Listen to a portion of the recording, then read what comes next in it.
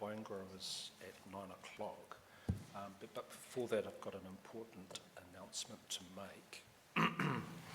Hawke's Bay Regional Council forwarded a memo to the panel last night detailing matters regards Appendix 11 of the Section 42A report. And for those who are not familiar with Appendix 11, that's the summary of hydrological information, particularly regards water quantity as it affects the proposed Plan Change 9. There were two authors of that report.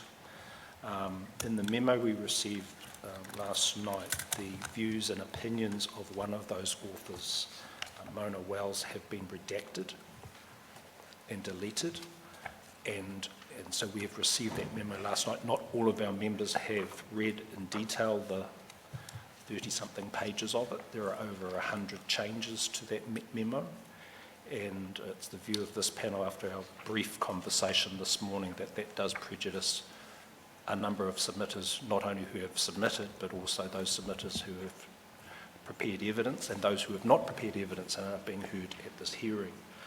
So it's our initial view that, one, there's prejudice to submitters. There is specifically a fairness issue, and there are issues that cut right to the heart of a number of the submissions and evidence that we've received. So we're just working through in our minds what the process might look like, having received that memo and not having read all of it yet. We're thinking at this stage that process would look like that we will shortly post the memo on the website together with a minute from the panel, setting out a process for further submissions, including legal submissions, and very likely the hearing of those submissions. This is quite unfortunate. Even though I'm sitting here and being very calm and collected, this is quite serious and unfortunate, particularly at this stage of the hearing when so many people have taken the time out from their busy lives to prepare evidence and come along during these hearings. So I'm just very disappointed on behalf of the panel that we're in this situation, but that's what we're faced with, and so we want to make sure that there's a good level of fairness to all submitters and those who've presented or not presented evidence in this hearing. So that's the start of Thursday of week 2. And I'm happy to receive any questions that people might have. Just noting that the panel hasn't read all of the contents of that memo at this stage, but that's our initial view.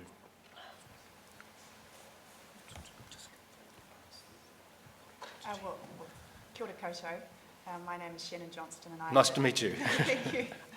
I appear today on behalf of a group of submitters that are referring to themselves collectively as the wine growers. Yes. Part of that case obviously involves expert evidence from Dr. Dark on the issue of water quantity and yes. Appendix 11. I've noted your initial views with interest. Certainly we would be looking to engage in any process whereby there is matters that need to be taken into account either by further submissions or further evidence from Dr. Dark. So we'd reserve our position in that regard and wait to hear further from the panel. In terms of today, was the panel thinking that we would proceed on the basis of the case that we've prepared and wait to hear further, or were you thinking that we would not proceed today? I'm just interested in whether you've had an opportunity to consider this morning's events. That's a good point.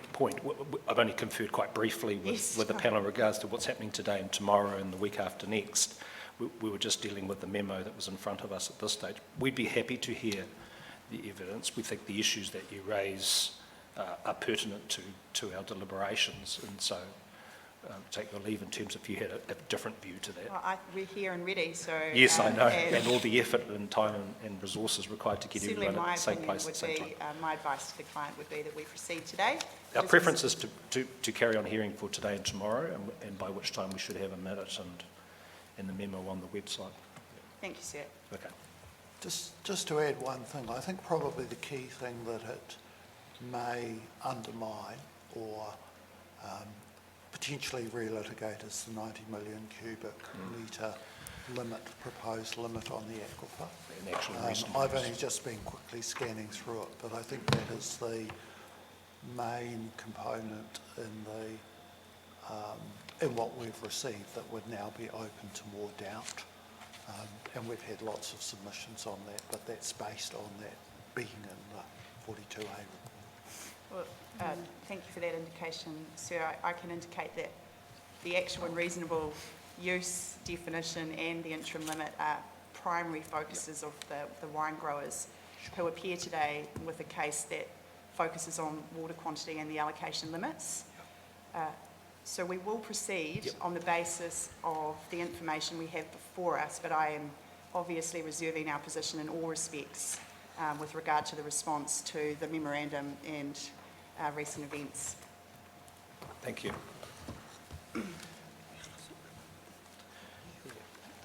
Perhaps that was an unfortunate introduction into your case, so we'll stop there and then we're going to pass it over to you to introduce your team and the case. We've certainly got Mr Sinclair thinking, so... look, Probably thinking, what's not in that memo now? That's okay. well, good morning, Kia ora koutou. Shannon Johnston, as I said, and I do have the pleasure of appearing today on behalf of the wine growers. Just for the record, that collective that I refer to are made up on behalf of the Hawke's Bay Wine Growers Association, the Gimlet Gravels Wine Growers Association, Pernod Ricard Winemakers New Zealand Limited, and Villa Maria Estate Limited.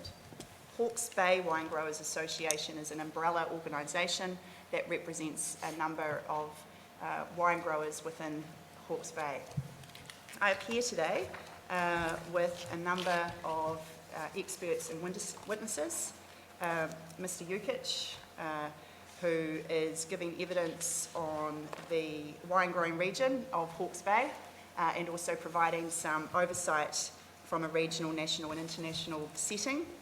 I have Ms Taylor, Emma Taylor, who is giving evidence on viticulture in the Hawke's Bay, the use of water, including irrigation in vineyards and the implications of water shortage. Dr Edwin Massey, who is the General Manager, Sustainability at New Zealand Wine Growers, and he is giving evidence on SWINS, which is a national program run out through the regions, which deals with viticulture, but winemaking operations, and is used as a collective way of gathering information and reporting amongst its members. Dr Andrew Dark, who is obviously going to become even more topical after this morning's introduction, who provides expert evidence on water allocation, including the definition of actual and reasonable use, the interim limit and reliance on measured and modelled water demands. And finally, Mr Sinclair, who is here as an expert planner. I was going to proceed this morning by addressing you via my legal submissions. I wasn't going to necessarily take you through them paragraph by paragraph, but there are certainly some key matters that I want to highlight for you in the time available. Thank you for the pre-circulation. As you understand, we were a little preoccupied last night. So I know some of the members are diligent and they've read everything last night, but I was more focused on the memo, as you can understand. So I'm happy for you to take us through and pick out those important points that you want to make. Yes, and also pre-circulated, you should have 3 summaries from... Yes, we have copies of those. Ms Taylor, Mr Sinclair and Dr Dark. I have also indicated to Dr Massey and Mr Jukic that they will be available to answer questions and may also have some points that they wish to highlight to you with your leave. That's fine. Thank you. Just in terms of timing, we've about 12 o'clock. Is that... Plenty of time. Okay, thank you. If we run over, you can tell me to stop talking. But I will start at paragraph 2 of my legal submissions, which should be in front of you. I just highlight there that together the wine growers seek the same fundamental outcomes from this hearing process, and that is that viticulture activities have sufficient water allocation to enable them to continue to operate and develop in a sustainable and viable manner with a compliance framework that is appropriate at an industry level utilising existing national programs. The wine growers, when considering Plan Change 9, are primarily concerned with those provisions that seek to reduce the over-allocation of water takes within the tank catchments.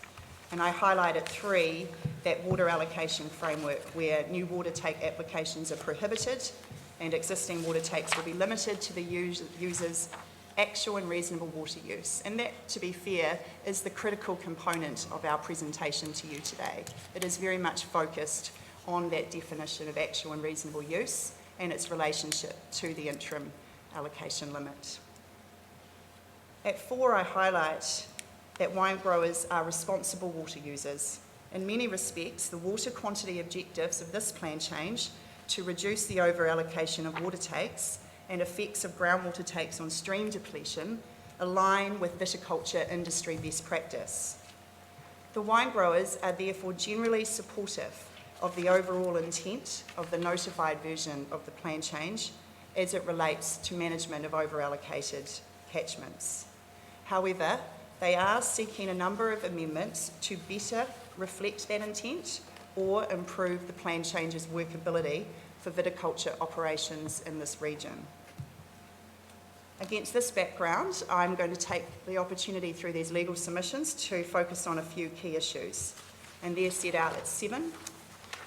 A, the conservative approach to allocation limits and minimum flows.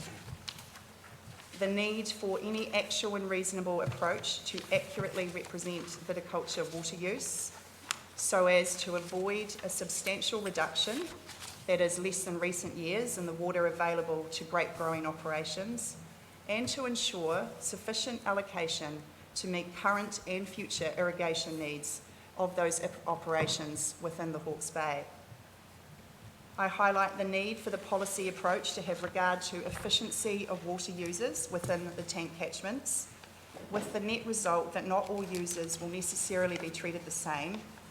And in my submission, there must be a consenting pathway available where efficient water use may not necessarily result in reduced water demand for everyone.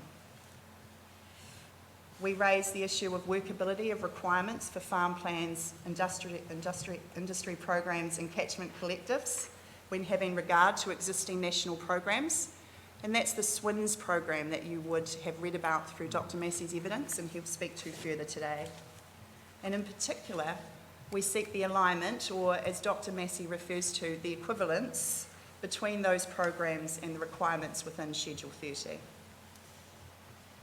And another issue that we've addressed is the need for greater clarity around the application of minimum flows and or cease take restrictions and the stream flow maintenance and habitat enhancement schemes.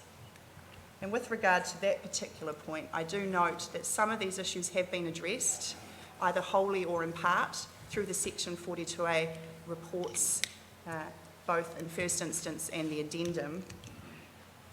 But we raise them and we'll highlight them at the appropriate times this morning, just so that the hearing panel is aware of those particular issues' importance to wine growers. I do want to take you now to the background, starting at paragraph 11. Thank you. That is the evidence of Mr. Jukic, Dr. Massey and Ms. Taylor. They do set out some useful context within which the technical evidence then follows. That is that grapes within the Hawke's Bay are typically grown on the free-draining lighter soils found closer to rivers. This means that irrigation is an essential tool in Hawke's Bay viticulture operations when maintaining vine health and productivity. At sea, I note that adequate water is critical to the wine growers' operations. Because new vines have limited production, significant upfront investment and time is required before a vineyard is commercially viable. Damage to vines, and this is something that Ms. Taylor talks to in her evidence, due to water stress has the potential to not only affect a current year's production, in the case of producing vines, but to have longer-term consequences for future years. Ms. Taylor also refers to the fact that due to some of these sensitivities with vines and water, that care is taken not to overuse water in terms of a vineyard's operation. This has a negative impact on water quality. For this reason, I highlight at D that viticulture operations in fact run very efficient irrigation systems, particularly irrigation systems which see low water use relative to other land uses in the region. Significant investment has already voluntarily been made by the viticulture industry in increasing the efficiency of this irrigation infrastructure and also related soil moisture monitoring. The evidence of the wine growers is that on-vineyard management is in many cases already at industry-agreed best practice. For these reasons and other reasons, which I'll let the witnesses talk to later, viticulture will find it very difficult to further reduce water consumption without significant implications for its day-to-day operations. The wine growers are therefore concerned that the plan change method of allocating water takes for irrigation will have the potential, or does have the potential, to impact the present viability of vineyards, given heavy reliance on those irrigation regimes, particularly during drought years, and its implications of effectively locking in vineyards to existing low levels of water use. Mr. Yukic's evidence speaks to the consequences of that, as does Ms. Taylor, around growth and investment in Hawke's Bay and its important wine industry.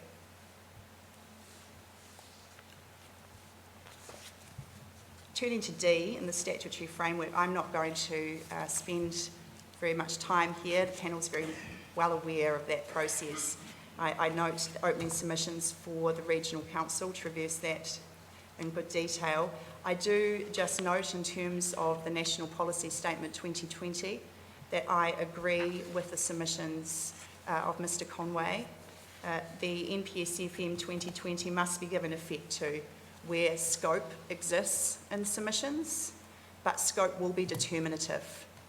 The timing of this plan change process, as you will be aware, and you would have received submissions in respect of, means that your ability to give effect to that policy statement is linked to the submissions you've received on the plan change. And as I understand it, Hawke's Bay Regional Council is proceeding with a 2024 planning process to fully give effect to their obligations within that policy statement. Just on that point, we've received legal submissions from a number of submitters who generally are in line with that, but it's the nuances that differ. So we had legal counsel for Low Corporation, I think, on Tuesday, and their view was similar to the council's view, that is within the scope of the submissions that we can give effect to the National Policy Statement 2020. However, that they thought that the original submissions should also be very specific in the relief sought, rather than relying necessarily on the further submissions, evidence presented at the hearing.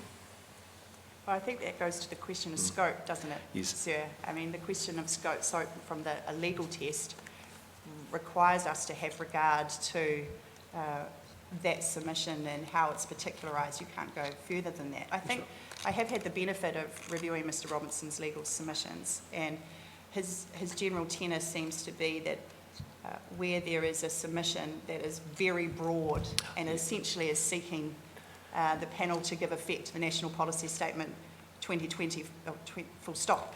Yes. That there's a fairness issue there, because how can anybody respond to the relief that's been sought? We don't understand it, we don't know it, and in that respect, I think that's the line that we took. That's what it said in writing, but he interpolated it slightly differently, but that's okay. I have some sympathy for the point that he raises there. Okay. There needs to be a general understanding of relief sought via a submission in order for scope to be established in the first instance. Thank you. I do wish to highlight at 20, in terms of evaluating the plan change provisions, that the winemaker growers focus suggest that it should be on section 32 and the provisions that best achieve the stated objectives. And so that will require a determination of the most appropriate method to achieve the purpose of the Act, which does not need to be the superior method, and appropriate means suitable in that context. I've also highlighted at 21 the need for you to have regard to the effectiveness and efficiency of the provisions.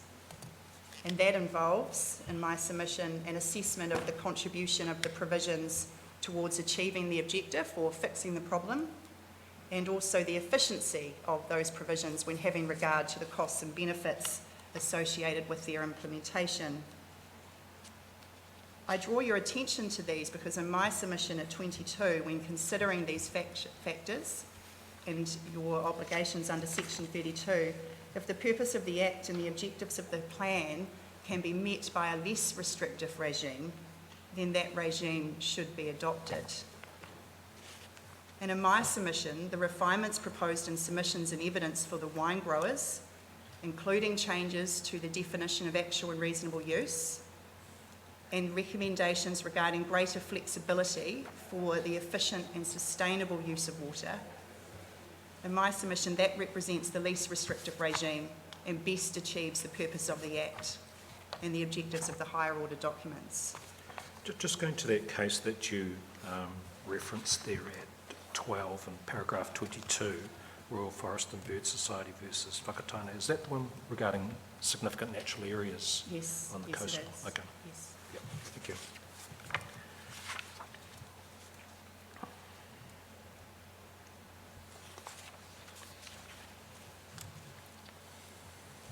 Against this background and that description of section 32, I take the opportunity at 24 to highlight what the wine growers referred to in submissions as concerns around the section 32 evaluation and its adequacy. And at C, I note a number of shortcomings from the wine growers' perspective. Firstly, it's failed to adequately consider other reasonably practicable options for achieving the objectives of the plan change when considering the impact on land use such as viticulture, where it's already sustainable and efficient within the region.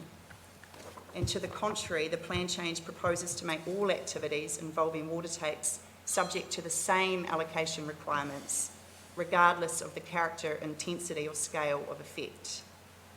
In this sense, in my submission, it fails to provide the appropriate flexibility to account for efficiencies between water users, land use sustainability, or other environmental factors which could lead to better outcomes from an environmental effects perspective. I note there that the Section 32 analysis has also not considered or quantified adequately the benefits and costs of implementing the plan change when having regard to economic and social costs on the viticulture industry, including the costs to growers who are already operating efficiently, having invested significantly in systems and practices that are highly efficient and reflect best practice. I've referred there also to the need and shortcomings in respect of an assessment of the effectiveness and efficiency of the provisions, and further, its failure to have regard to the fact that efficiency gains may not always be possible when considering an industry like viticulture. I've noted the evidence of Ms Taylor and Dr Massey in that regard, which support the view that viticulture has already adopted, indeed taken a lead in, sustainable environmental practices with considerable effort to date at a local, regional and property scale. I've highlighted there again the need for the Section 32 to have considered the efficiency of the provisions and whether the least restrictive regime had been adopted. Against that background, in my submission, it's questionable whether the provisions have been shown, and when I refer to the provisions in this respect, I'm referring to the definition of actual and reasonable use and some of the policies around efficiency, whether they have been the most appropriate way of achieving the objectives, or the most efficient or effective and the least restrictive.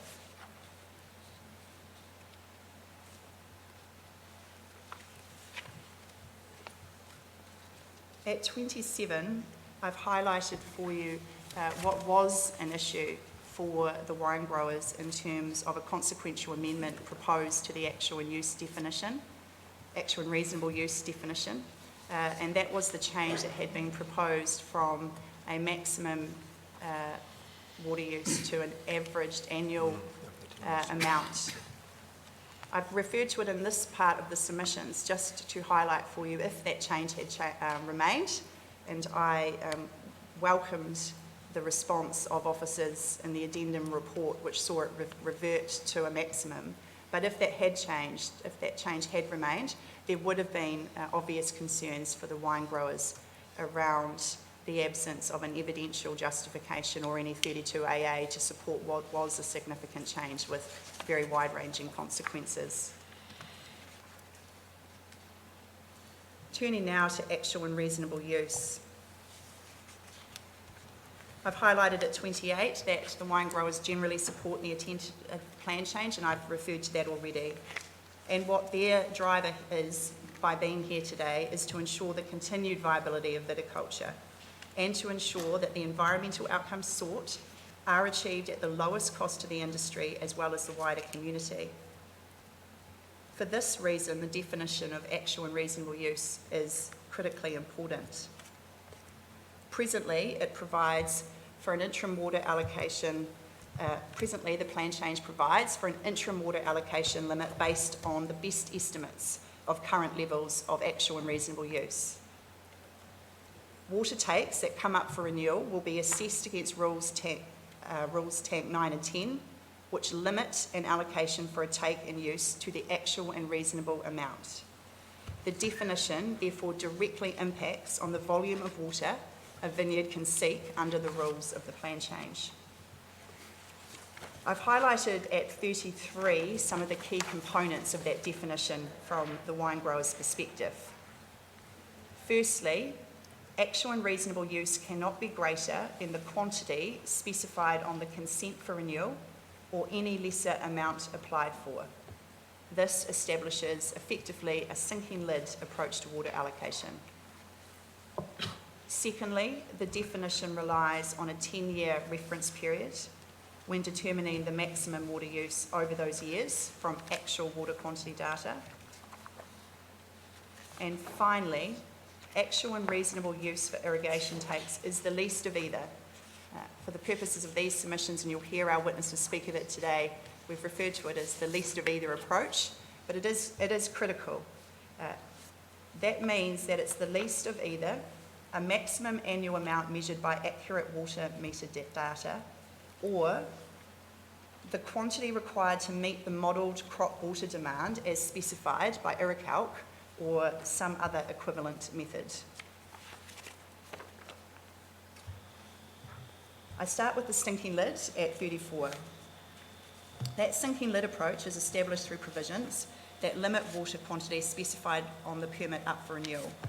It means over time a vineyard's water allocation can go down, but it will never return to a previous level.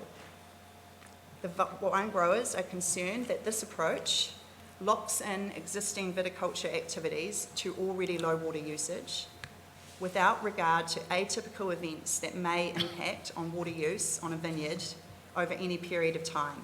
And I've referred there, as does the evidence, to environmental events like droughts or disease. I've referred to changes in markets and changes in personal circumstances. Ms Taylor and also Dr Dark discussed similar constraints in their evidence. They're concerned that the sinking lid approach does not enable any increase in water for irrigation, even if that could be shown to be reasonable in terms of IRRCalc, including in terms of variables such as increased row spacing, which is essentially enabling intensification but within the boundaries of an existing property, or different grape varieties. The sinking lid approach also significantly restricts intensification of existing operations, with restrictions particularly acute for low water users such as viticulture. Ms Taylor's evidence refers to the current provisions restricting, and she's given some examples, increases in crop density, the re-establishment of vines, the growth of new vines, and also the limitations it places generally on the ability of wine growers to expand or grow. This is despite the evidence of Ms Taylor and Dr Massey confirming that viticulture can be intensified in a sustainable manner. Finally, I've noted concerns with the sinking lid approach and the restrictions it places on changes in land use from viticulture to a more water-intensive land use. And I believe that the example used in evidence was a change from grapes to apples.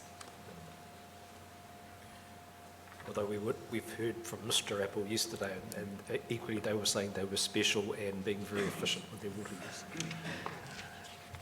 Well, I will let the witnesses address that, but I'm sure that we're not the first to have turned up and made a case in that regard. I think we can all agree that everybody is special.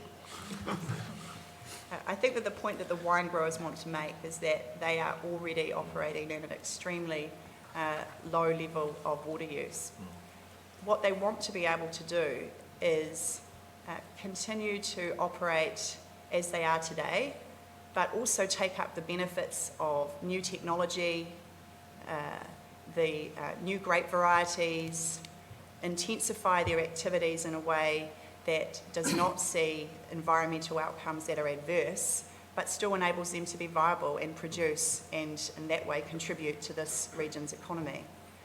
And I'll let them speak to that. Thank you. When reflecting on that efficiency point, I've noted at 36 that questions arise over whether the sinking lid approach is consistent with the efficient allocation of water resources under Objectives Tank 17 and 18. I've set out there that they require efficient water use at agreed reliability of supply standards, and also flexible water allocation and management regimes that use water efficiently through innovations in technology and management. I've acknowledged at 37 that Tank Rule 11 is intended to preserve some flexibility as to whether the sinking lid might be appropriate in any individual case. And I refer in that moment to the discretionary activity pathway. In my submission, however, that remains a difficult consenting pathway for any vineyard operator when viewed against directive objectives and policies which require over-allocation to be avoided and phased out over time. In my submission, any Section 104 assessment would need to have regard to the suite of objectives and policies which allocate water according and specifically referenced the actual and reasonable use, and also require management of activities within those limits. Failure to comply with that rule or to meet that discretionary activity pathway sees the activity become prohibited.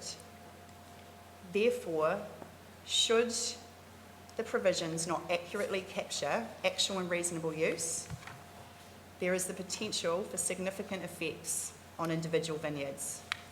Further, depending on the scale of viticulture operations impacted, implementation of those provisions would likely have adverse social and economic impacts for wider communities throughout the Hawke's Bay.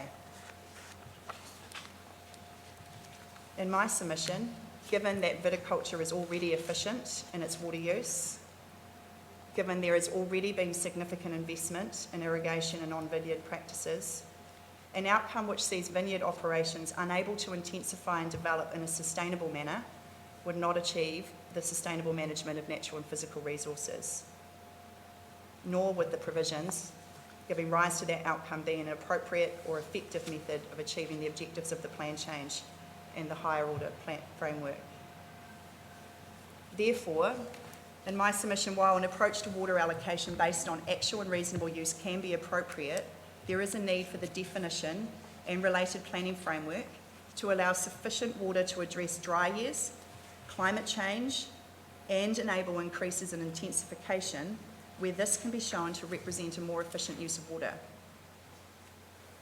The wine growers remain of the view that the definition of actual and reasonable and related policies which rely on that definition should be amended to provide for the efficient allocation and use of water as per Objective Tank 17. This will better ensure that the provisions are able to properly account for the social and economic cost of viticulture, where it is already operating at good environmental practice or better to optimise efficient water use and to protect fresh water from quality and quantity degradation. Mr Sinclair addresses this in his evidence and is available to further raise those points with you today.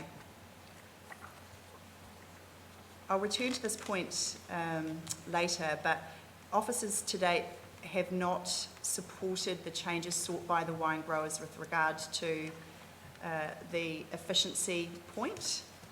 Their evidence filed in reply has instead referred to the lesser of measured water use and estimated water use predicted by demand modelling being a robust and transparent mechanism to promote water use efficiency. I simply note at 43 that equally, if that limit is set too low by an actual and reasonable use definition, that could have the converse effect and discourage efficiency. In that case, there's a risk that consent holders would start to see these as targets and not limits. And in the worst case, people may become or reluctant to voluntarily reduce water because their fears have been ratcheted back. In other words, a use it or lose it mentality might arise. I've highlighted there at 44 and 45 the 10-year reference period. I don't intend to dwell on that today. This has been addressed through recommendations of officers. And when I speak of that, as notified, you would have heard evidence that the 10 years did not go up to the notification date. There were concerns about that in terms of the 2019-2020 drought year and also the collection of data. That's been rectified through recommendations of council officers, and suffice to say that the wine growers support those recommendations. In a similar manner at 46 through 49, I have highlighted there the issue around the maximum versus average approach. The wine growers strongly opposed the recommendation to revert, or actually to instate, an average within that definition. Their evidence focused on that, particularly the evidence of Dr. Dark. Recommendations to revert back to a maximum are strongly supported by the wine growers for the reasons set out in that evidence. And I just note within those paragraphs that this is an entirely appropriate response to the evidence of Dr. Dark and others.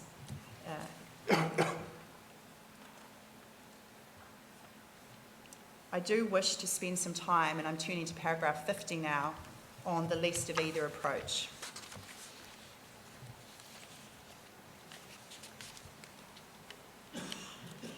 While recognising some improvements to the definition, as we've just discussed, the wine growers remain concerned with the least of either approach. I refer there specifically to the evidence of Dr. Dark and Ms. Taylor, and also Mr. Sinclair's planning evidence, who has made recommended changes or made recommendations in respect of changes to address the issues I'm about to traverse with you. I note at the outset that the recommendations of Mr. Sinclair have not been taken up by the reporting officers, and essentially that recommendation was to delete the least in either approach. The reasons that appear to have been offered in support of the officer's response is that, and I've set these out at 51 subparagraphs A and B, is that the use of both water meter data and crop water demand modelling to determine actual and reasonable use is supported due to inherent limitations with models and because of practical limitations and costs associated with measurements. And further, that the lesser of measured water use and estimated water use predicted by demand modelling is a robust and transparent mechanism to promote water use efficiency. Dr. Dark is available to discuss these matters with you today. I simply note that at 52, that support for the use of both water meter data and demand modelling implies, in my opinion, that both actual and model data can be relied on by water users. However, the least of either approach forces a consent holder to adopt the lowest values without reference or regard to those limitations raised in the Regional Council's evidence. This was in fact one of the concerns of Dr. Dark around the inflexibility of a least of either approach which precludes use of measured water data or IRCALC modelling when necessary for site-specific reasons. It's Dr. Dark's opinion that the provision should enable additional site-specific information to be considered and should not preclude alternatives where growers are able to show the volumes from Iricalc are insufficient for their circumstances. In other words, if accurate data is available to demonstrate a wine grower's water use, they should have the option of relying on that limit regardless of the Iricalc modelling, particularly if it's lower than the measured outcome.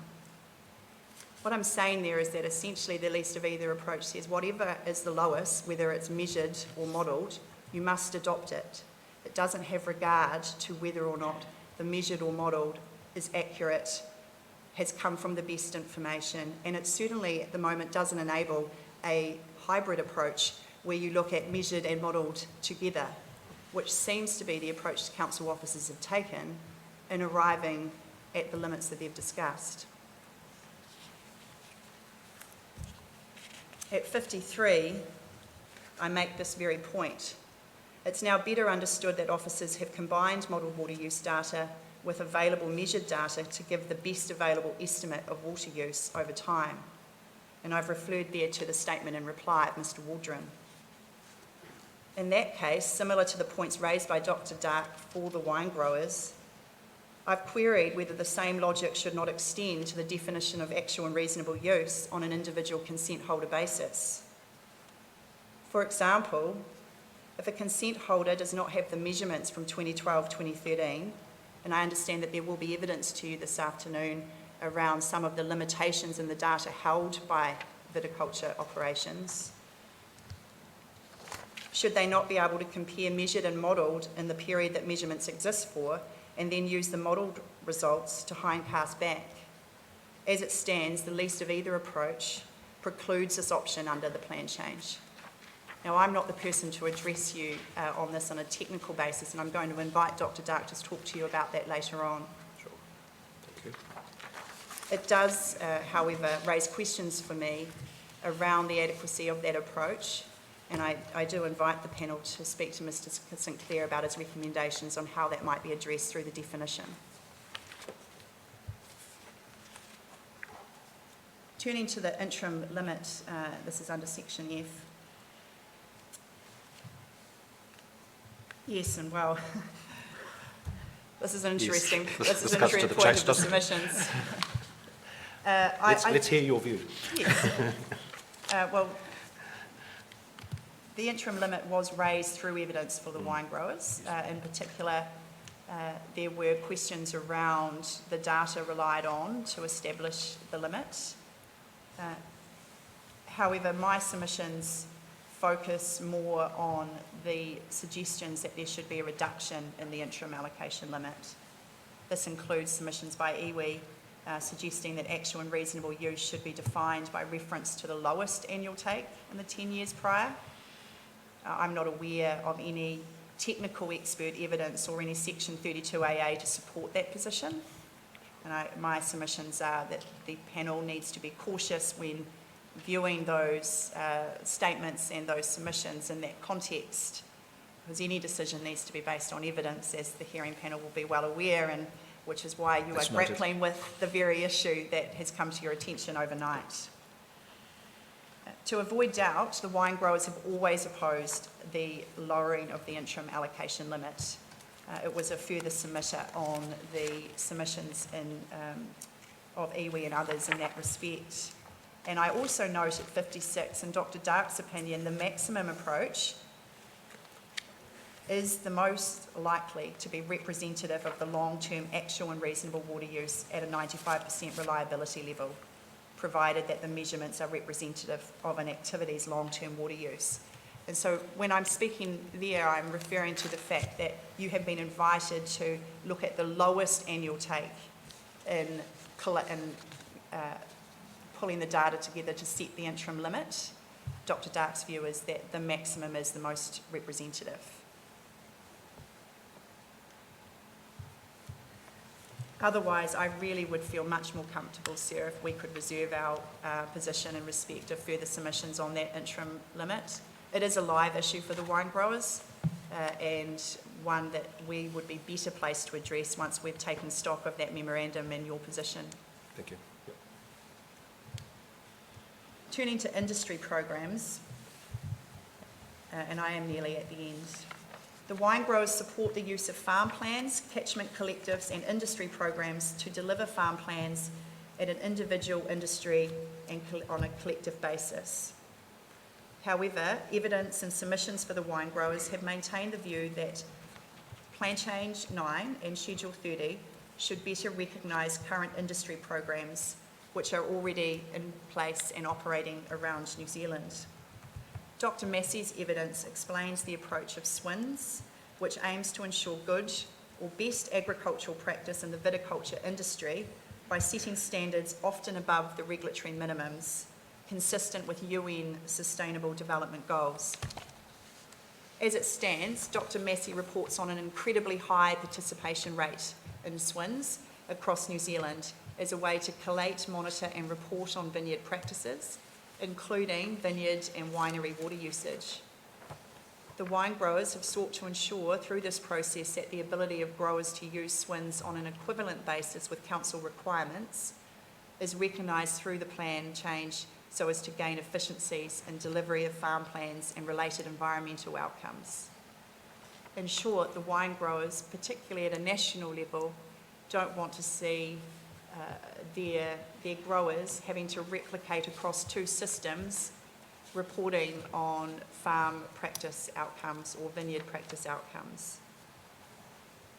And I've noted at 60 in a very similar way to the approach of NZ GAP.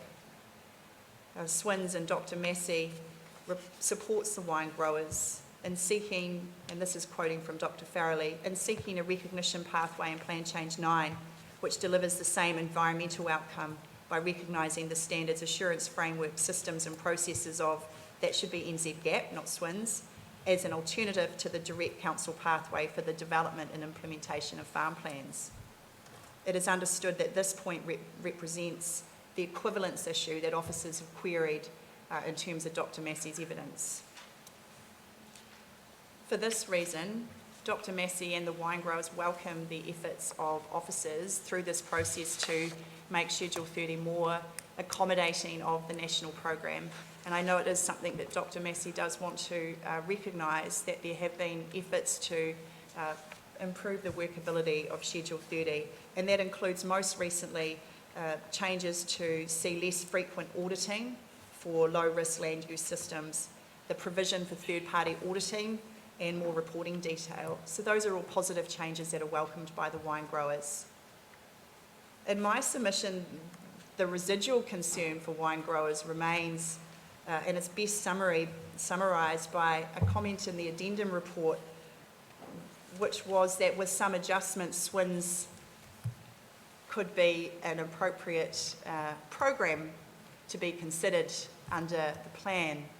And the residual uncertainty really arises out of, well, what are those adjustments required for programs like SWINS to be accepted? And that's really the crux of the issue. And that really will involve the parties to continue working together. But the more certainty that can be given to these programs up front, the better the outcome for individuals on the ground. And I say that because nationally, programs like this require significant funding from boards and industry representatives. And for that funding to continue and those programs to remain effective, there needs to be enough certainty around how they will operate on a regional level. Dr. Massey can speak to that further. Yeah, I've certainly got some questions for Dr. Massey around the relationship between the national plans and the different industries and the types of recognition they receive vis-a-vis the regional nuances and statutory documents. And I'd just be interested to know, this is a bit of a heads up about the nuances of having plans that are statutory documents vis-a-vis plans that are non-statutory and able to be flexible and innovative and respond to the changing needs. Is that once it's in the plan, it's in the plan, and can be blunt tools rather than I think the freshwater plans. Well, it's a conversation for a little bit later. Yep. Finally, at 63, I note, and 64, I note two additional matters. Firstly, that the wine growers support the changes recently recommended through the officers' reports regarding stream flow maintenance and habitat enhancement schemes. And most recently welcomes the greater clarity around the fact that consent holders don't have to cease takes unless they've contributed to those schemes, unless such a scheme is in existence. And finally, with regard to land use change, the wine growers support the changes, the most recent changes to Schedule 29 and Tank Rules 5 and 6. I do note, though, that the limiting factor remains, regardless of those changes, the water use allocation and the water allocation. So welcomes the land use changes and the ability to have greater flexibility around changing from one land use to the other around nitrogen, but the limiting factor remains water allocation and the meaning of actual and reasonable use.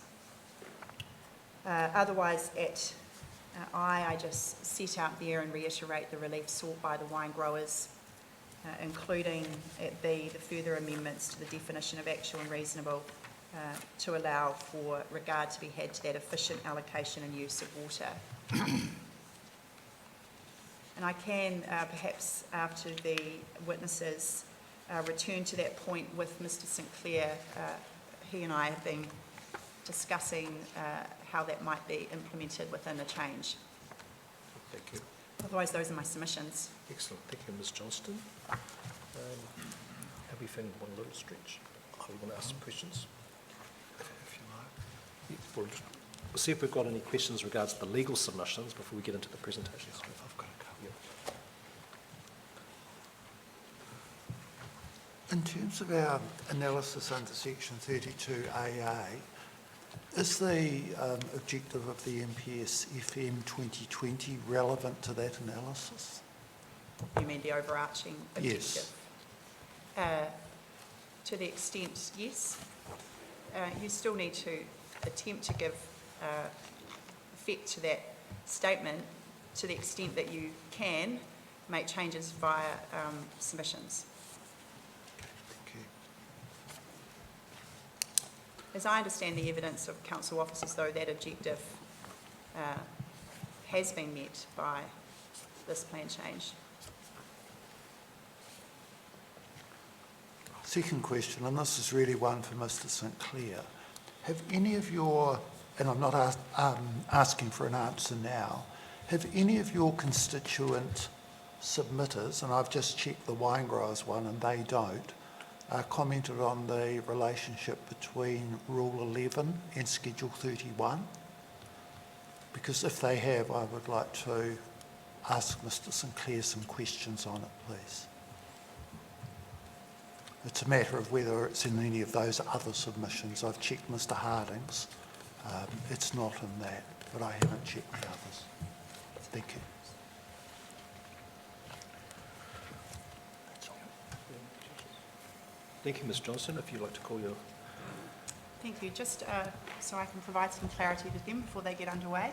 Mr Yukich will be first. Are you wanting him to speak to his executive summary? He didn't prepare an additional summary. It's just the executive summary within his statement, okay. which might be helpful to get him underway. And it would be good to remind us again.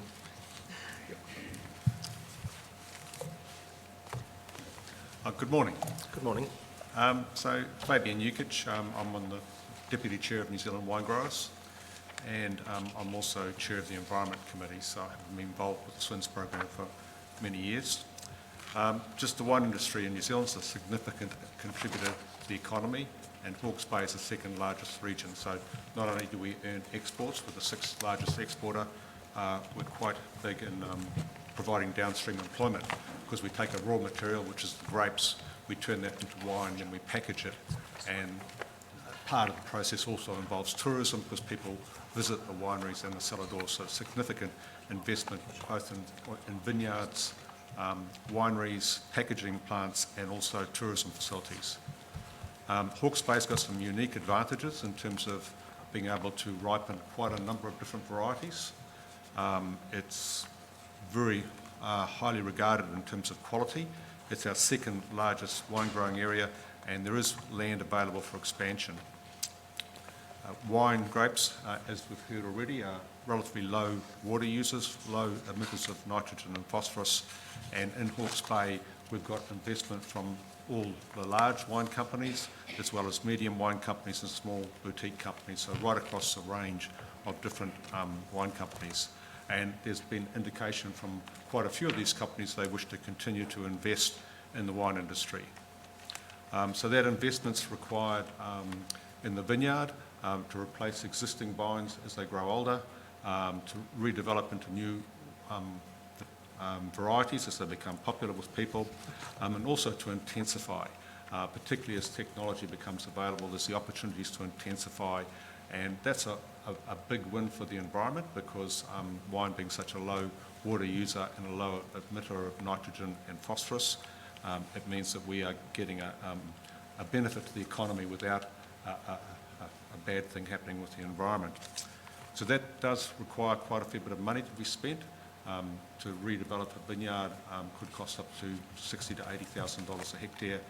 There also needs to be that downstream investment into the wineries to process those grapes and also to bottle them. And I've heard from a number of wineries around the place that they're willing to invest more money in wine tourism, which employs more people.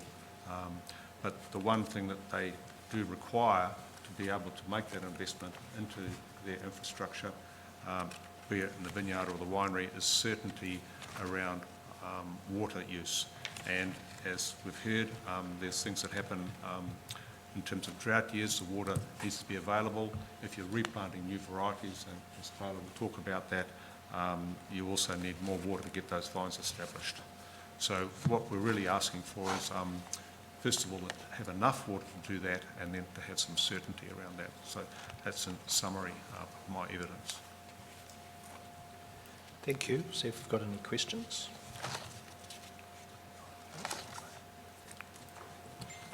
Wondering if you can provide a very potted summary of the potential for expansion of vineyards in the tank catchments, and also when you talk about intensification, are you meaning like intensifying the amount of plantings within a per hectare sort of area of land? Yes, so first off, there is land available in the tank catchments, and I know a number of blocks that could be redeveloped, that could be developed into vineyards. It just, they need certainty, and that they're quite close to the Gimlet Gravels, and within the Gimlet Gravels there's also land that's underutilised. In terms of intensification, a lot of the older vineyards were planted with wider row spacing, pretty much to suit the tractors that were available at the time. Nowadays you can actually plant the rows closer together. You can get more vines per hectare, quite a lot more vines per hectare, using more modern equipment. And as I'd say, into the future, there'll be even further intensification as there'll be less requirement for large headlands as the tractors become robotic and more efficient. So there are a lot of different ways to intensify.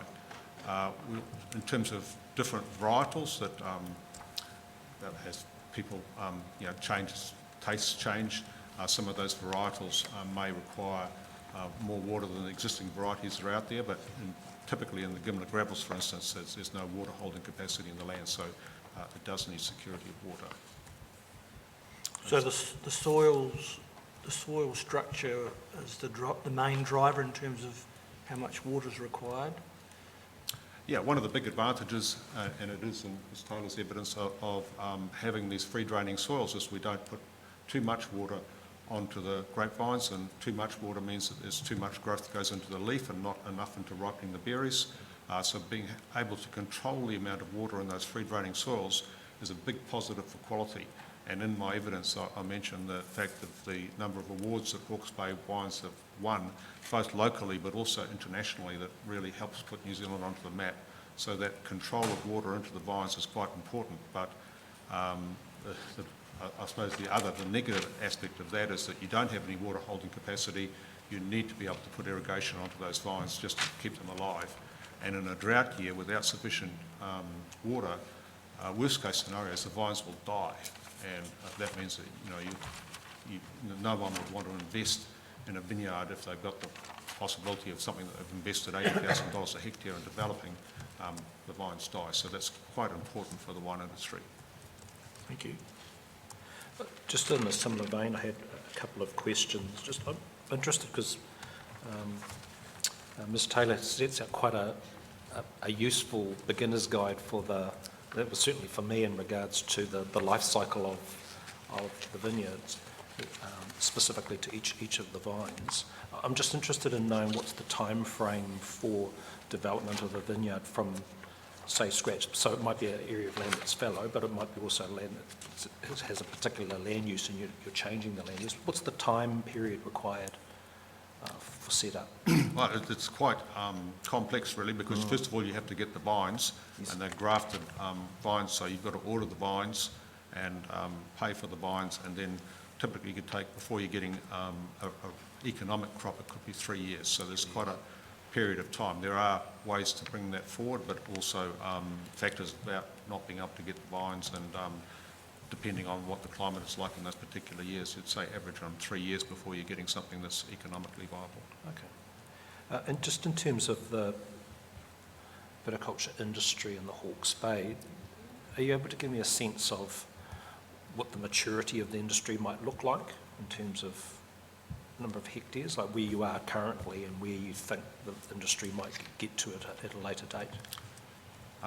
So I may correct me on the numbers, but we're the second largest grape growing region in New Zealand. So Marlborough is 27,000 hectares, that's the largest, and Hawke's Bay is the second largest at around about 6,000 hectares.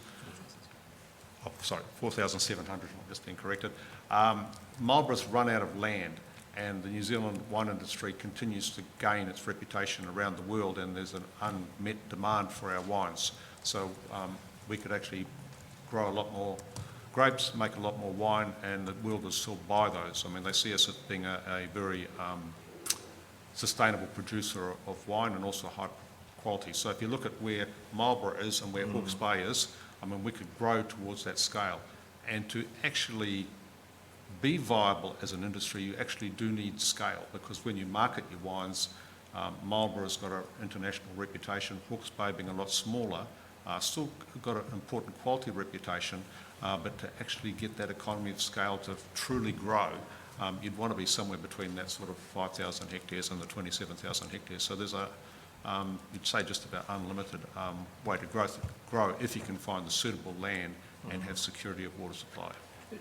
Do you think, assuming I don't know anything about the viticulture industry, which would be a fair comment, just in terms of the development potential, do you see that the phasing of that being much more intensive viticulture, so smaller gaps between the vines, more intensive per hectare, and then later on new land being brought into the viticulture industry? Or do you see that both of those things happening at the same time in tandem? I think both of those things happening in tandem.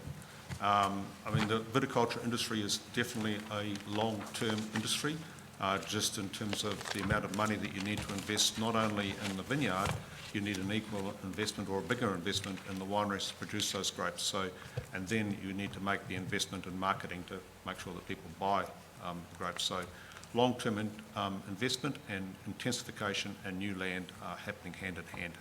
In terms of the profile of who's actually who are the growers on the ground and those who are making the wines, could you give me just a bit of a sense of what's the nature of the people who are doing that? Are they family businesses? Are they large corporates? Or are they a mixture of all of the above? Well, really a mixture of all of the above. So I think the New Zealand wine industry recognises the importance of diversity in both the regions and the varieties, but also in the types of business models. So what adds interest to the industry is having the small boutique and the family wine industries. People want the stories of those people, and we have in Hawke's Bay tiny boutique wineries like Stonecroft and the Gimlet Gravels. Then we also have the mid-sized wineries like Craigie Range, and then the large corporates are all invested here. So Oyster Bay, Villa Maria, Constellation Brands, which has the Kim Crawford brand, Delegates, and also Pernod Ricard. So all the large wineries are invested here. There are also wineries that grew their family businesses, large family businesses in Marlborough, like St Clair Family Wines, have also bought vineyards in Hawke's Bay, recognising the importance of the quality of the wines that are here.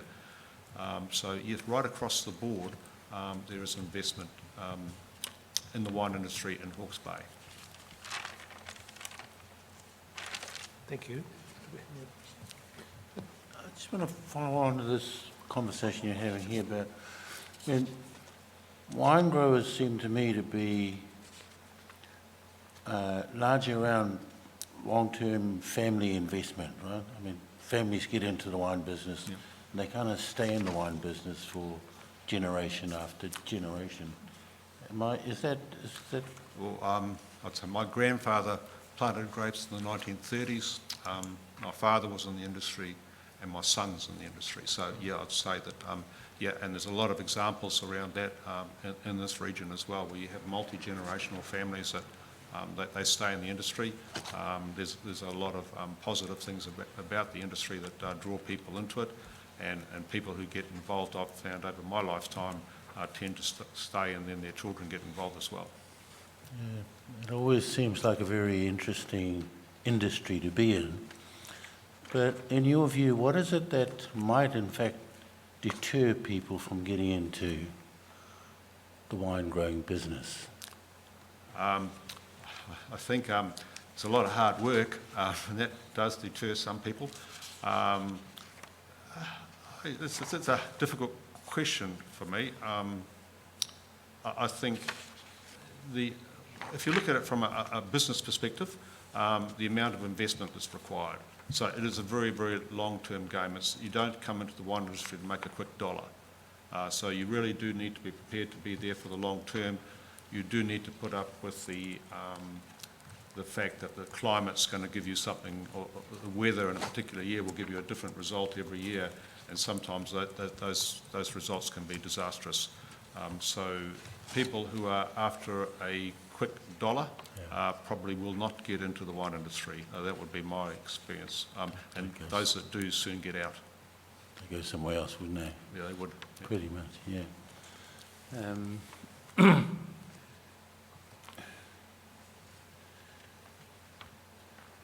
Has Hawke's Bay, the Hawke's Bay region, always been a good wine growing area? It's since the very, very early days, so the history of the New Zealand wine industry, Hawke's Bay is one of those regions where grapes were first planted. Some of the oldest wineries like Te Mata and Mission Estate are here. Romeo Brigato, who was sort of like the father of the modern New Zealand wine industry, well, the old New Zealand wine industry, I suppose, and came 100 years ago, recognised that Hawke's Bay could grow grapes probably better than any other place in New Zealand. So, yeah, so it's always been considered a premium grape growing area, and the Gimlet Gravels has probably been and is recognised as probably the best area in New Zealand to grow red grapes in particular.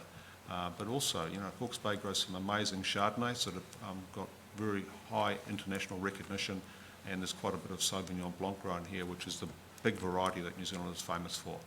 I mean, this is an age where everything's got to be bigger and brighter than the next guys. And, you know, as you say, you're the second biggest grape growing area in the country. But do you have any thoughts or even concerns about how big it might get? I think the wonderful thing about the wine industry is that, you know, that it recognises people that are very small boutique operators and make super premium wines. And they can get just as much recognition as on a scale as a big winery with a commercial brand. So the wonderful thing about the New Zealand wine industry is that it recognises small as well as large.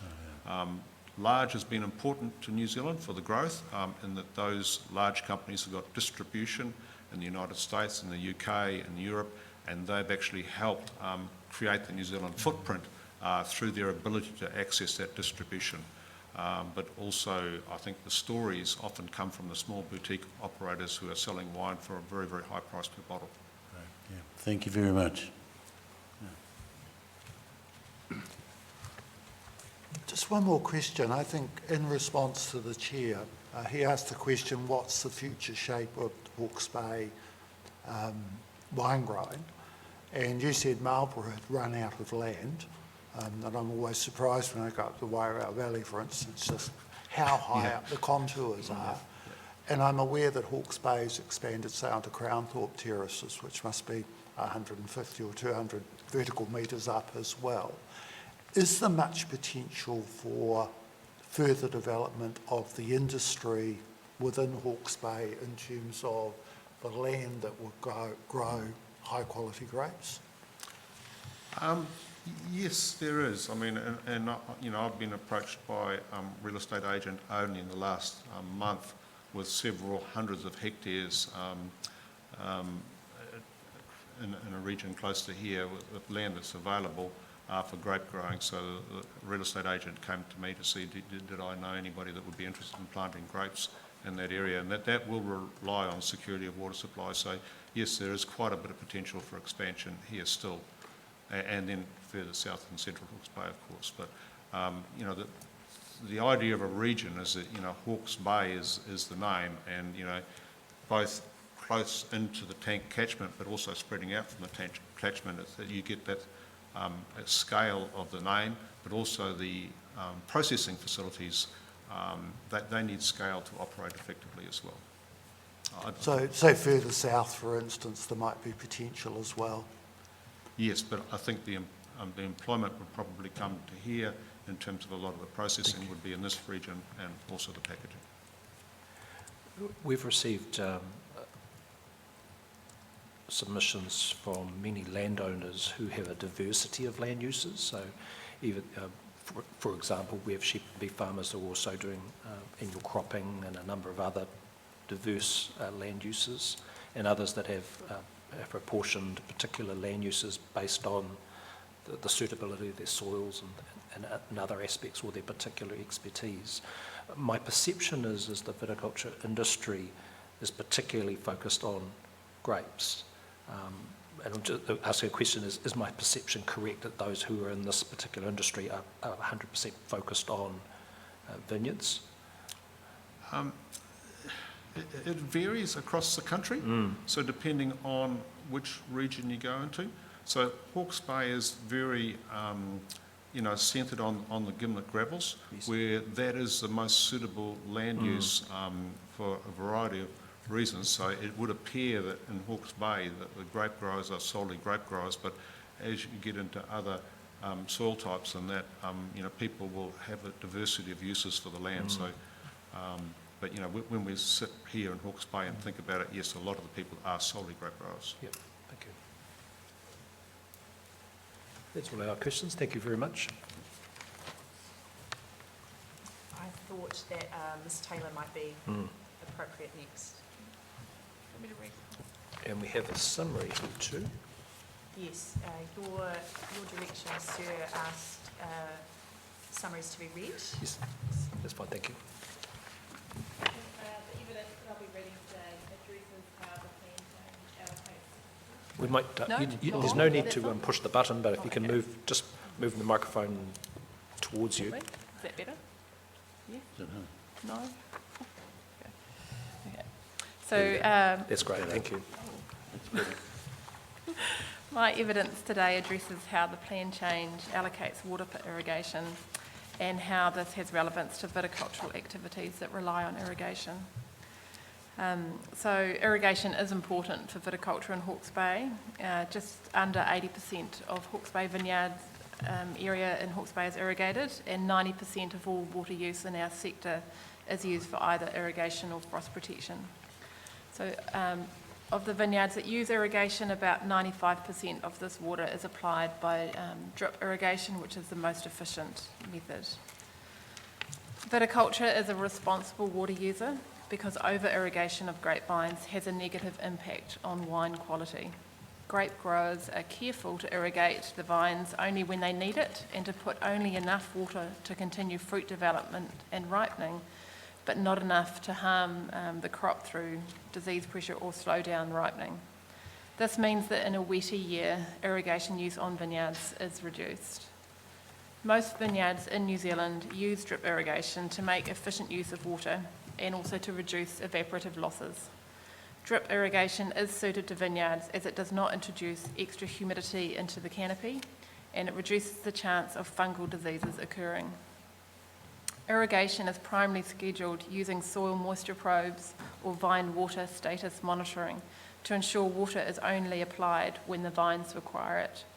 In the 2019-2020 season, figures from the SWINS short scorecard show that 91% of irrigated vineyard land in Hawke's Bay utilises soil moisture monitoring to control their water use. Most subregions in Hawke's Bay are reliant on irrigation. As I've detailed in my evidence, water is required to ensure vine canopies are maintained and grown. Vine canopies allow the plant to photosynthesize, to ripen grapes and store carbohydrates for the following season. In Hawke's Bay, the dry climate means that irrigation is used to supplement rainfall, especially during the hot summer months. Strict limits on water allocation for irrigation could reduce the ability of the vine to photosynthesize correctly and result in decreased canopy growth and yield, impacting overall quality. In severe situations, a lack of water could stress the vine, resulting in complete defoliation. Without leaves, vines cannot ripen their fruit and the grapes will shrivel before reaching maturity. The grapes would be unharvestable and in extreme circumstances would not recover, leading to vine death. These factors would mean that viticulture, specifically in the Gimlet Gravels and Bridge Par Triangle, which are lighter soils with minimal water holding capacity, would not be economically viable without sufficient water due to dramatically reduced yield capacity, fruit quality and potential vine death. Viticulture's experience of the 1920 and 2012-2013 droughts reinforced the critical importance of ongoing access to fresh water for crop protection purposes and to protect the viability of vineyards. Proposed Plan Change 9's sinking lid approach is applied uniformly across all agricultural activities.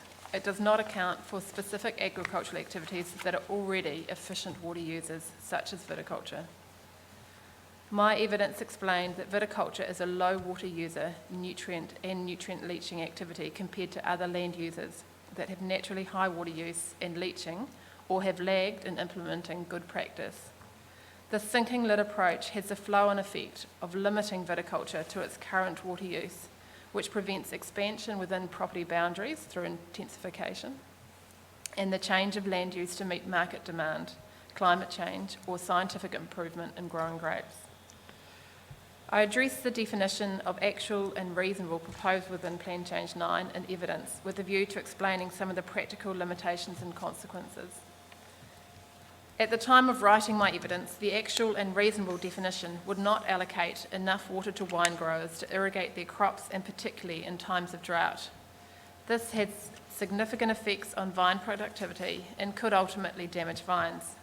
Vineyards would also have insufficient water to replant vines when considering a proposed average water use in over 10 years.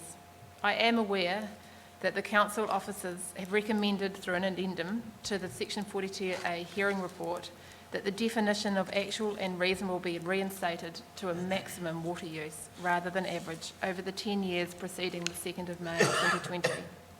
The definition also reflects a date change to 2020 from 2017 following the submission process. I support these changes for the reasons set out in my evidence. In my opinion, however, viticultural operations will likely continue to be adversely impacted due to the least of either component of the actual and reasonable definition, where irrigation allocations will be the lower of an average seasonal use or an IRRICALC modelled amount. As explained in my evidence, this approach effectively allocates water to viticulture at the lowest of the lows. In my opinion, the average seasonal use and the IRRICALC modelled amount are both likely to be below what vineyards require in times of drought. These factors mean that viticulture will be required to comply with an actual and reasonable water allocation that it's either lower than its actual peak use by being held to an average or indeed a maximum, or based on a modelled irrigated use that may not reflect the local environment. This is despite vineyards using approximately 1/3 of the irrigation per area of land compared to other irrigated crops, such as apples, and have the lowest diffuse discharge profile of any intensive land use activity. The need for viticultural operations to have flexibility in circumstances where actual and reasonable water allocation does not deliver enough water all year round for vineyard operations is recognised through the evidence of Dr. Dark. Specifically, the least of either rule is particularly restrictive in circumstances where both options allocate water below vineyards' actual needs. I continue to support the evidence of Dr. Dark and the planning recommendations of Mr. Sinclair with a view to addressing these limitations. My evidence records that the definition of actual and reasonable proposed within the Section 42A hearing report permits the use of an alternative water demand model, but does not clarify when and how the water demand model will be considered an adequate substitute. Where users are being expected to comply with lower water allocations, it would be my preference that vineyards have an option of using a water demand model that can accurately model water use. I support the planning recommendation of Mr. Sinclair in response. Already being efficient users of water, it is now difficult for viticulture to reduce water use further to comply within the plan change limits when, in effect, the industry has already been doing so for an extended period of time. To add to this, year-to-year fluctuating environmental conditions, where water use one year may be significantly higher than another, increases the difficulty to meet the reductions. There is need for the flexibility proposed by Dr. Dark and Mr. Sinclair by removing the lesser than approach. I acknowledge that a purpose of Plan Change 9 is to reduce water use and allocation limits, and, as a general rule, intensification conflicts with that purpose. In my view, however, viticulture can be intensified consistently with Plan Change 9 objectives and sustainable management. Intensifying viticulture does not necessarily mean increasing the area of land allocated for grape growing. It can be intensified by increasing the density of vine rows, which has several positive effects, including increased yield per area of land, meaning the land is used more efficiently, and the ability to take up technology advances around narrower planting with related environmental gains, such as reduced chemical application and soil compaction. I also have concerns about land use change from viticulture, which has a low nitrogen loss, to other uses which have higher nitrogen loss being restricted and disincentivised through the water limits imposed on viticulture, thereby potentially reducing environmental gains arising from land use change to viticulture. My evidence also addresses the timing issue around the introduction of replenishment schemes, which have now been deferred, and operators in Zone 1 needing to be a party to a scheme in order to avoid a cease take. The addendum report has not addressed this issue, as also noted in the summary of Mr. Sinclair.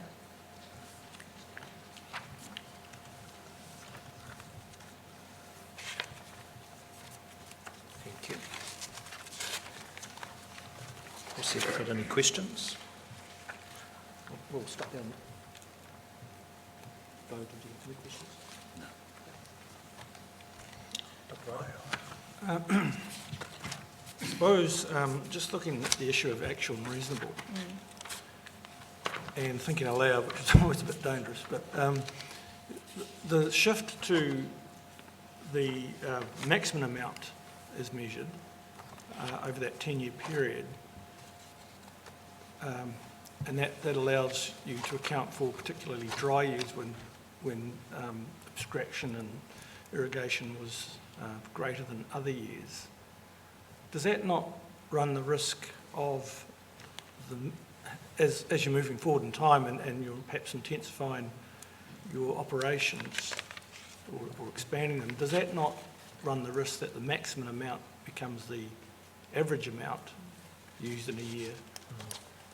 And therefore, when you get those particularly dry years, you're wanting again to go up to further increase your amount of water to cater for those particular climatic conditions. Yes, I think the issue is potentially that we don't know what the future is going to hold with climate. We anticipate that we will be expecting more severe droughts in the future, and in that case, the maximum will no longer be sufficient for current practice. Yeah. For a normal year, vineyards don't, because we don't apply water when we don't need it because it negatively impacts our crop, then we would be not using the maximum water in those wetter years, if that makes sense, depending on when the rainfall is. The issue with the plan change a little bit is that use it or lose it, and whether growers will become fearful that if they're not going to use the allocation, next time we come to the next plan change, we will lose that water further, and that's not promoting efficient water use. Yeah, and it's not also encouraging innovation in water efficiency. I've got a question around frost protection for vineyards.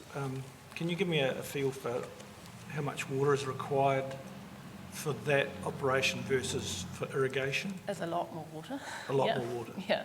So it's applied intensively in the spring in Hawke's Bay. Springtime is when frosts are occurring that you're trying to protect for. The amount of water that is used for frost protection in Hawke's Bay in terms of total volume is decreasing as people are turning towards wind as a form of frost protection over water, because water simply, to use water efficiently for frost protection, you need a lot of water, which then creates a backlog of too much water in the soil. Yeah.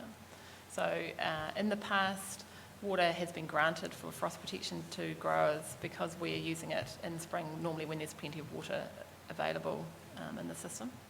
So, I don't know off the top of my head the actual volumes that you're needing, apart from that it is quite a significant volume. Okay.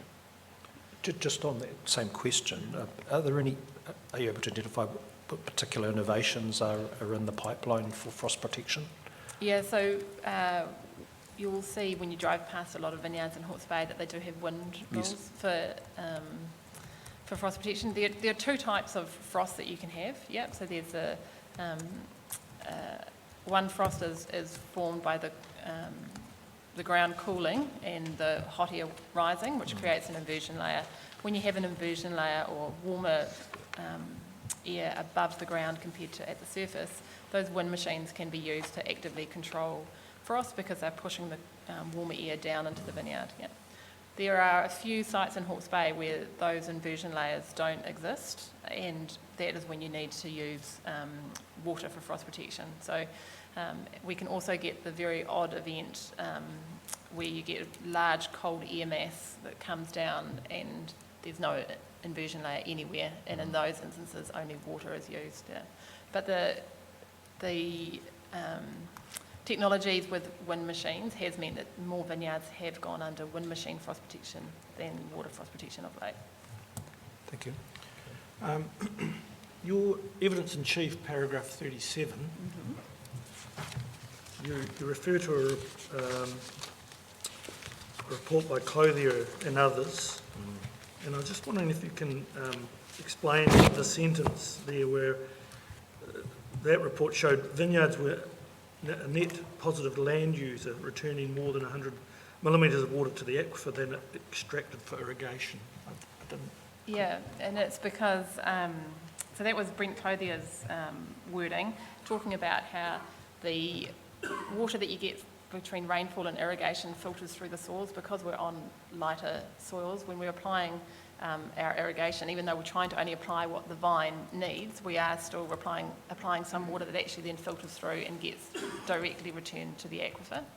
And so his calculations based on what the vine is using and what we're applying, and also rainfall on the site, means that in actual fact the total water that's returned to the aquifer is higher than the total water that we're extracting for the aquifer. Okay. Does that make sense? Yeah, I think, I do understand it, although it doesn't sound possible, but... Yeah, so, that's his recent research that he's done based on vineyards in Hawke's Bay and Marlborough. is that on just particular soil types, or is that across all vineyards in Hawke's Bay? Is it- So the vineyards in Hawke's Bay that we used were on Korokipo Road, Bridge Par Triangles and the Gimlet Gravels. Yeah. Thank you. While we're there, just on the next page, page 11, paragraph 41, and you're, I assume you're quoting Cliff here, where it says it had very strong eco credentials. Could you just explain to me what those are? Yes, so the eco credentials that are talked about in that report are the fact that our leaching levels are very low at 8 kilograms of nitrogen per hectare per year and 0.25 kilograms of phosphate per hectare per year, and also that in actual effect we don't use very much water compared to other land uses. So he was talking about if you were to measure land use based on water use and leachate, so it's eco-credentials. And that was per hectare, was it? Yes, that viticulture is, you can't get too many other land uses that are as good as viticulture. Would you have been considering some of the evidence we've received is about intensifying vineyards? Would that same eco credentials apply in that regard? Yes, yeah. Dr. Kelly? Just a couple of questions. On your paragraph 53, you talk about, in E, proposed plan change 9 is also structured in a manner which rewards poor agricultural performance. It rewards today's profligate users and restricts the future options for wise use of water. Did you have any sector in mind? Sorry, can you point me to where you're talking about? Page 16. On page 16, middle paragraph, E. E, okay, and what was the last part of your question, sorry? The question was, do you have any particular examples of who you might regard as profligate users of water? Nobody's fessed up that to us. They all say they're highly efficient. Do they, okay, so there's a couple of aspects to that. There's one is that, Mr. Chair, you mentioned that Mr. Apple had been in here yesterday and said that they were efficient water users, and they potentially are in their system, but an efficient apple user still uses 30% more water than an efficient viticultural land use. Yep.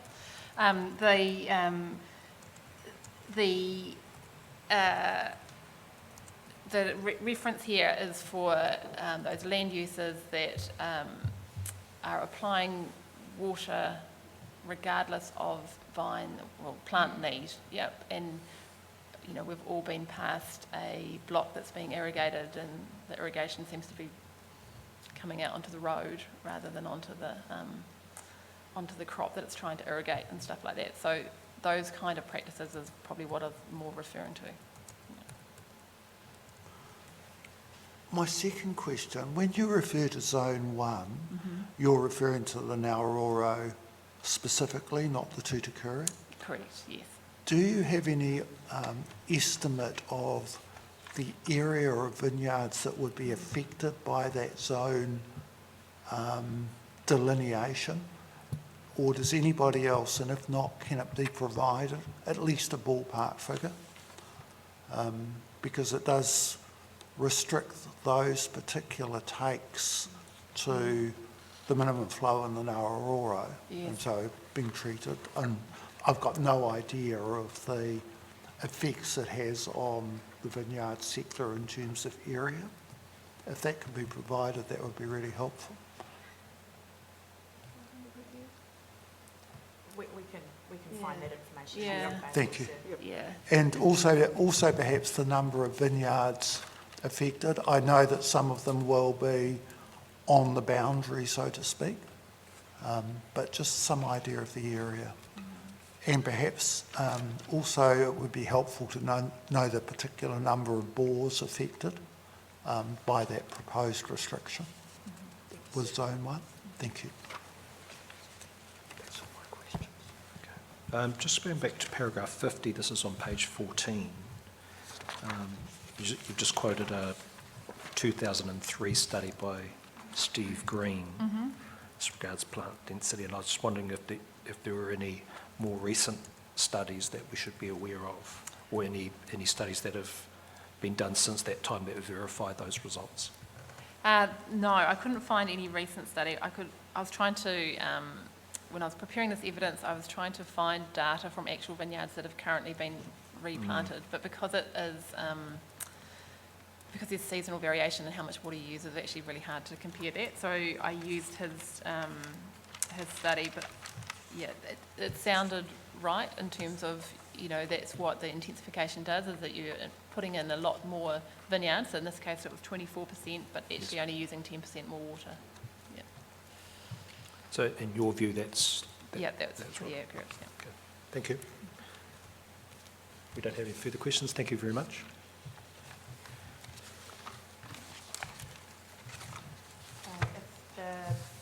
If the panel, I'm just looking at our time. We're 10:30. I was going to move to Dr. Dark next, and you might have a few questions for him, so if you wanted to have a... Yeah, I think we'll take a break. We certainly will have some questions for Dr. Dark. So Otherwise, we could have Dr. Massey, who... we'll take our break and then we'll be back at 11 o'clock.